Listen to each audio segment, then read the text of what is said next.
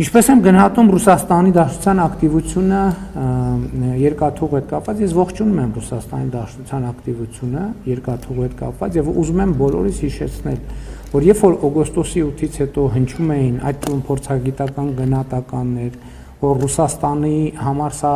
նեգատիվ զարգացում էր, Իրանի Իսլամական Հանրապետության համար սա նեգատիվ զարգացում էր, դիրքորոշումը ինչ էր։ Մենք ասում ենք ոչ, այս որոշումը նպաստելու է այդ թվում Հայաստան-Ռուսաստան հարաբերությունների զարգացմանը եւ խորացմանը։ Եվ ձեր ասածը ընդհանրապես տեսեք 3 ամիս հետո մենք արդեն ունենք կոնկրետ զարգացումներ, 130 վագոն, մենք պատկերացնում ենք, չէ՞, 130 վագոնը քանի բեռնատար է։ Ես ողջունում եմ այդ ակտիվությունը եւ ուզում եմ ընդգծել, որ դա լիարժեք համապատասխանում է օգոստոսի 8-ից հետոյի զարգացումների մեր պատկերացումներին։